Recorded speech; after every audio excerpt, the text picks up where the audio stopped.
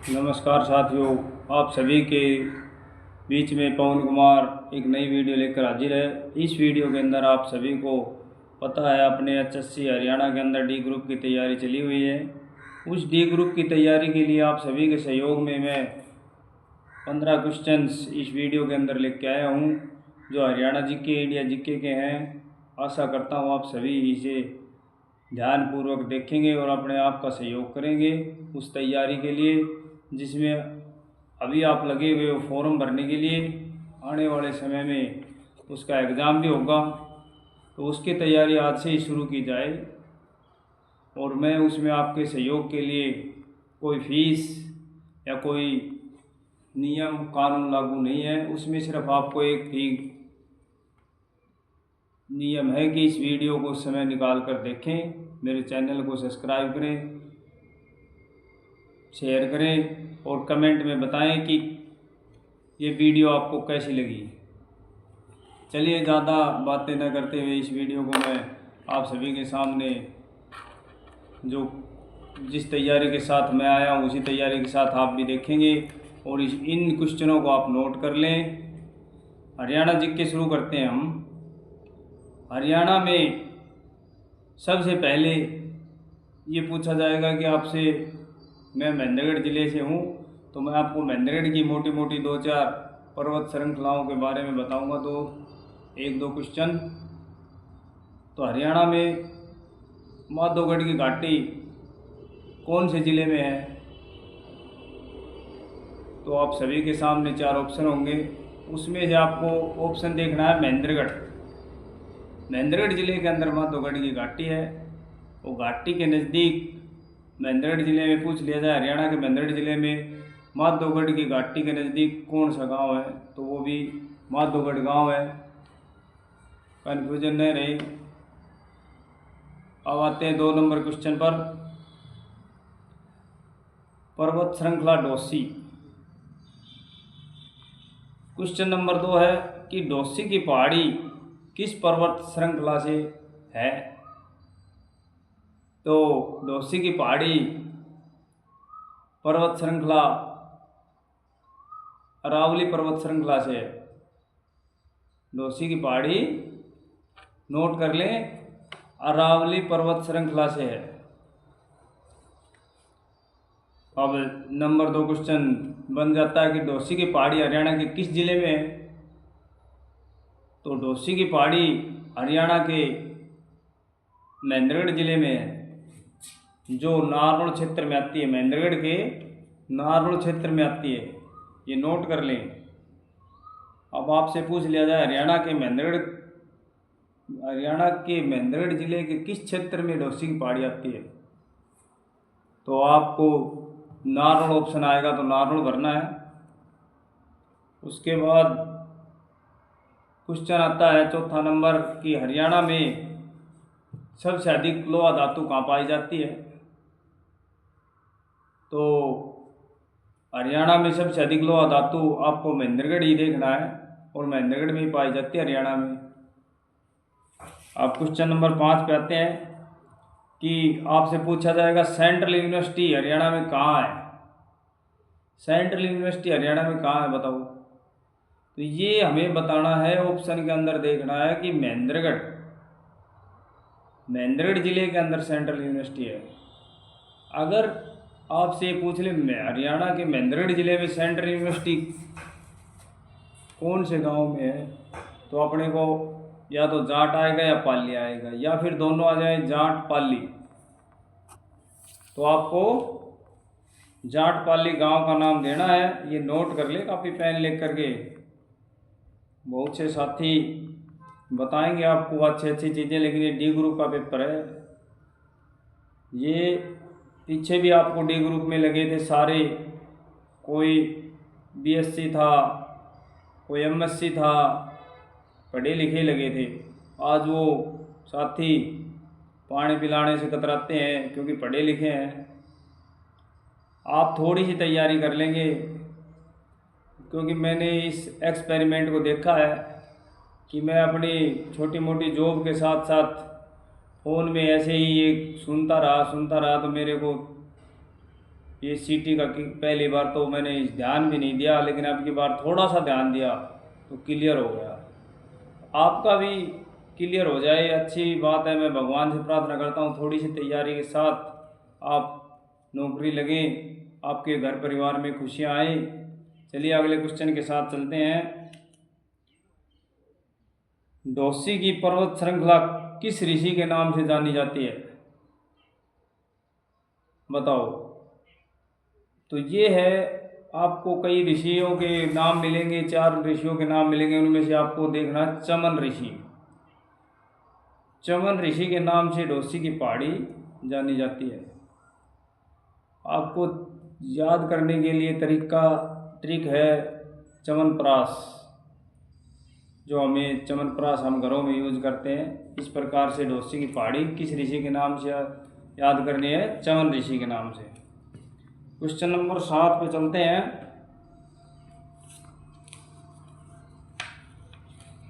हरियाणा के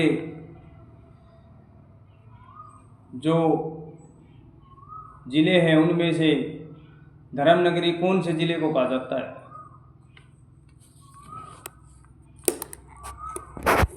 हरियाणा में धर्मनगरी किस जिले को कहा जाता है? तो वो जिला है कुरुक्षेत्र। कुरुक्षेत्र जिले को हम धर्मनगरी कहते हैं हरियाणा में। नंबर 8, इंडिया जीके के कुछ क्वेश्चन बता देता हूँ आपको कि भारत के अंदर चंदन के पेड़ सबसे अधिक किस राज्य में पाए जाते हैं? चंदन के पेड़ भारत के अंदर सबसे अधिक कर्नाटक राज्य में पाए जाते हैं। और ये बताइए कि कमेंट में बताना आप मेरे को, कर्नाटक राज्य का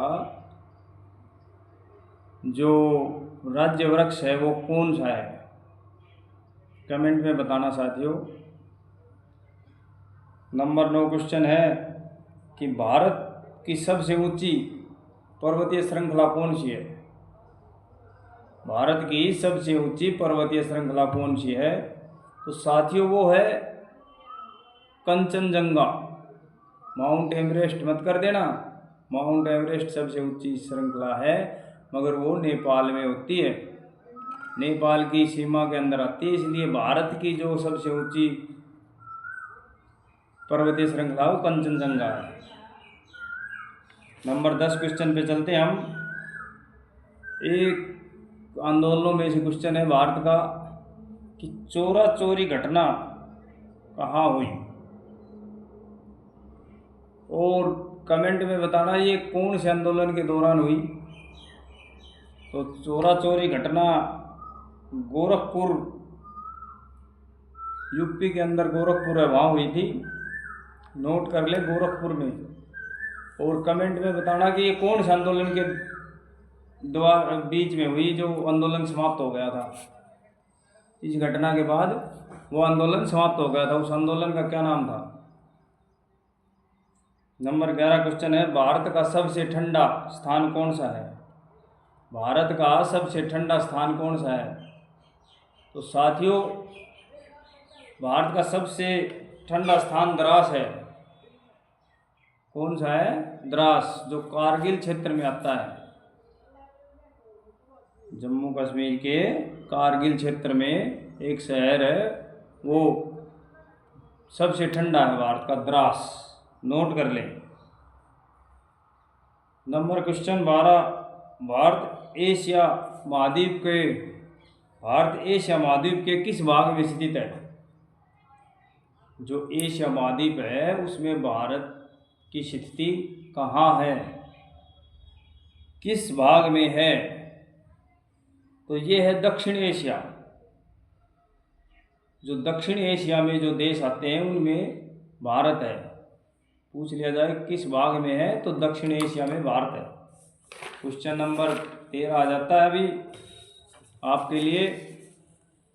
भारत के पड़ोसी देशों की संख्या, बड़ा इम्पोर्टेंट क्वेश्चन है, नोट कर लें। भारत के पड़ोसी देशों की संख्या मैं आपको जीके के अंदर, आप मेरी 10-15 वीडियो लगातार देख लेंगे तो जीके में इस प्रकार से जो क्वेश्चन आए तो आपको पीछे मुड़ के देखने की ज़रूरत नहीं है, फटाफट ऑप्शन बिंदी को काली कर देंगे, फटाफट नीले पेन से नीली कर देंगे और काला पेन देते हैं लगभग काली कर देंगे और नंबर टक टक टक टक जुड़ते चले जाएंगे आपके।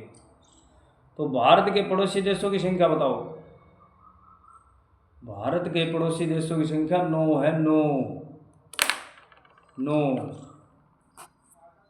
मुझे ज़्यादा वीडियो बनानी नहीं आती, मगर मैं कोशिश कर रहा हूँ कि आप सभी का सहयोग करूँ और अपने सिंपल से फ़ोन को आगे रख कर और आपके लिए अपने कीमती समय में से आपके लिए कुछ समय निकाल कर आप तक ये जानकारी पहुँचाने की कोशिश कर रहा हूँ। और आपका भी फ़र्ज़ है, जो साथी तैयारी कर रहे हैं वो देखें, जिन साथियों तक ये वीडियो नहीं पहुँची वहाँ तक पहुँचाएँ, मेरे चैनल को सब्सक्राइब करें। तो आपको कोशिश करूँगा कि अच्छा बेनिफिट मिले। अब क्वेश्चन नंबर 14 आता है, भारत के साथ जो सीमा साझा करते हैं वो कितने देश हैं, उन देशों की संख्या कितनी है। अब पड़ोसी देशों की संख्या पहले क्वेश्चन में तो थी 9, अब सीमा साझा करने की बात आ गई कि भाई भूमि सीमा साझा, जो सीमा बनाते हैं, जो भूमि की, धरती की सीमा साझा करते हैं पृथ्वी की, वो कितने देश हैं। एक जलीय सीमा होती है, एक भूमि की सीमा होती है। तो साथियों जो भूमि की सीमा साझा करते हैं वो 7 देश हैं, 7 देश, नोट कर लें। और 15वां क्वेश्चन है, कितने पड़ोसी देश जलीय सीमा साझा करते हैं। तो सिंपल सी बात है, आपको दोनों तीनों क्वेश्चन ऐसे बता दिए कि उनमें से आप आराम से याद कर सकते हो। 2 बच गए, 9 पड़ोसी देश थे, 7 भूमि सीमा साझा करते हैं और 2 जलीय सीमा साझा करते हैं।